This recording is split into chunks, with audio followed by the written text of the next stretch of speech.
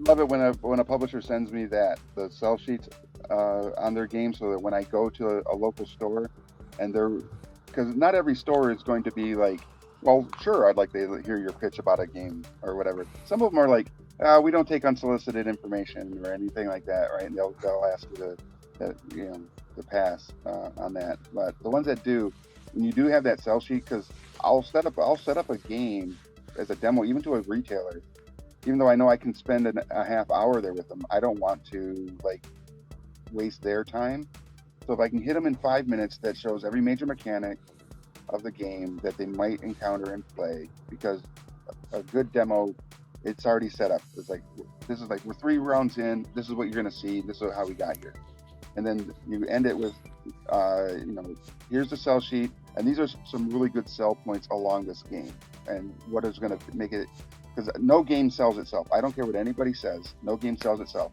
You got to have those key points to the game that is going to, like, your market or your consumer base is going to find this game enjoyable for their family nights or their hobby nights because of X, Y, and Z. And for you, as a retailer, it's going to be X, Y, and Z. And by the way, the publisher also has a deal right now that if you buy 6 cases, you'll get a demo table skinned out to this game. All sorts of crazy stuff that the publishers put in there as well. And when you walk out the door and you know that you made a good order for that publisher, that's a win, right?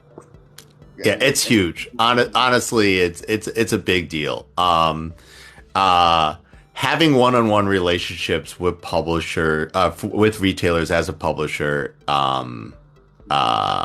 is how we keep the lights on Fight in a Box, right? Our local community of like game stores here in the Twin Cities has embraced our titles, and we have, but I also do that thing where I go check on their stores. I will give them time to run demos during very high traffic events, so that their circus seems even more fantastic than like their neighbors. For instance, Games by James. I can't tell you how many Christmas Eves in the Mall of America I've done. It is enough that I've forgotten how many I have done. It's such a great story too, right? It's like, I don't know if I would have expected seeing a game store like that in the Mall of America the first time I went there. No, yeah, and they have 7 total locations, and you like their business model is unique and interesting. So being in a store is its own form of exposure, right? With anywhere from 2,000 to 3,000 new titles coming out in a year, publishers are all struggling to get to consumers. They're all struggling to get to retailers, and retailers are trying to figure out what value add do I have for my customer.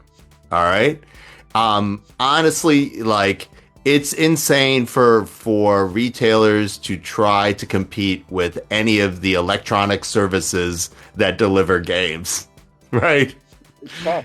I mean, for the retailer side of it, they have to bring in they have to design their own marketing, stuff that doesn't really equate to how we as, getting games in their store marketing exists. They got to open their store up as an experience, right? It can't just be a boutique shop anywhere. You can come in, grab a game, and walk out. Granted, it can be, and some of them do work depending on their location and the population density of the surroundings. Yeah, population density is so important. So what game stores do, your favorite local game store, is another form of marketing, and that is community building.